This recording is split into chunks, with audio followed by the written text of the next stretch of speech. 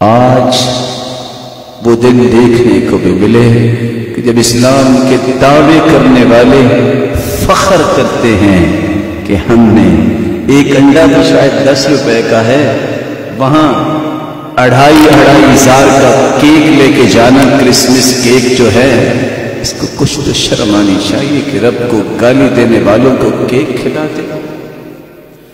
تجھے کچھ تو شرم آنی چاہیے۔ میں تو کبھی کبھی 2 باتیں سوچتا ہوں، لیکن ہوں کمزور۔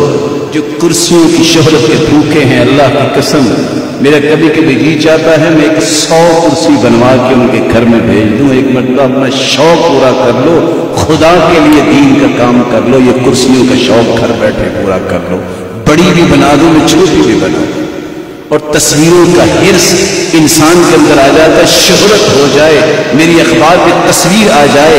اتنا سفلی انسان، سفی قسم کا انسان ہے، اس کو شرم نہیں آتی۔ باپ کو گالی دینے والا اور ماں کو گالی دینے والے کو دیکھنا پسند نہیں کرتا۔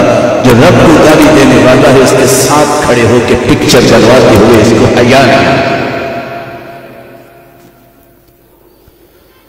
رب کو گالی دینا سب سے بڑا گناہ ہے،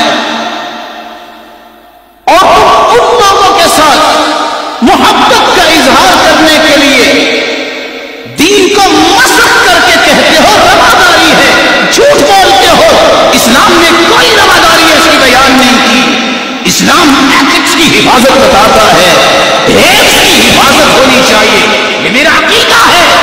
جو اللہ کو گالی دے گا، جو پیغمبر کو گالی دیتا ہے، اس کا میرے ساتھ کوئی رشتہ نہیں۔ رسول اللہ صلی اللہ علیہ وآلہ وسلم نے اسی لیے تو لعنت بھیجی تھی۔ میں ایک سوال آپ سے کرتا ہوں، روزانہ آپ نماز تو پڑھتے ہیں، کتنی رکعتیں فرائض کی پڑھتے ہیں؟ 17۔ سنتے کتنی پڑھتے ہیں؟ 12۔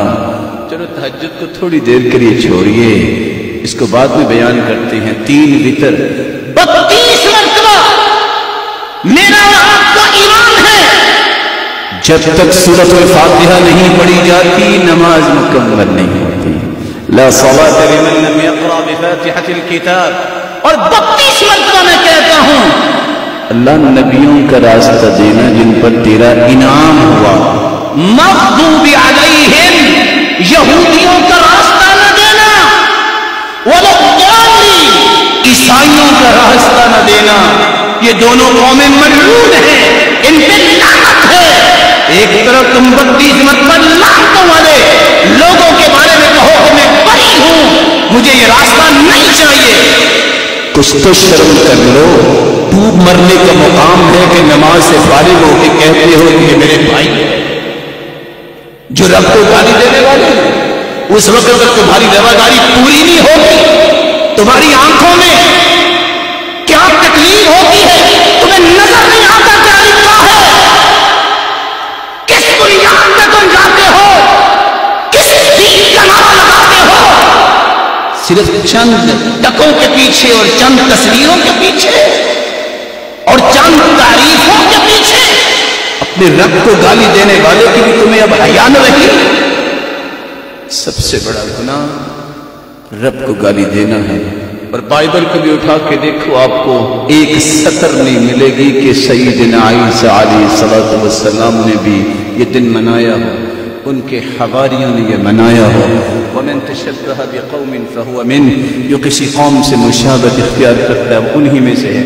آپ ذرا کتابیں تو پڑھ کے دیکھیں، میرا اور آپ کا عقیدہ یہ ہونا چاہیے اور ہے کہ سیدنا عیسیٰ علیہ السلام اللہ کے پیغمبر ہیں، اور سیدنا عیسیٰ یہ مریم علیہ السلام کے بیٹے ہیں، ان کا کوئی باپ نہیں۔ یہی تو اللہ جلال نے ایک نمونہ دنیا میں پیش کیا، اور وہ لوگ جن کو آج کیک پیش کرتے ہو وہ لکھتے ہیں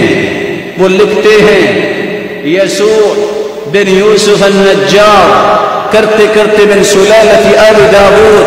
وہ کیا لکھتے ہیں کہ یوسف النجار کے ساتھ سیدہ مریم علیہ السلام کی دوستی ہوئی، جس کی پاداش میں عیسیٰ پیدا ہوئے، والعیاذ باللہ۔ کسی مسلمان کے منہ میں خاک کے ایسے الفاظ بولے جو تمہارے نبی کو بے نسب کہے اور حرام کی اولاد کہے اور تمہاری دوستیاں. کبھی سوچو تمہیں اگر کوئی کہہ دے کہ تم حرام کی اولاد ہو، تمہارا باپ یا تمہاری ماں، زندگی میں اس کو دیکھنا پسند کرو گے؟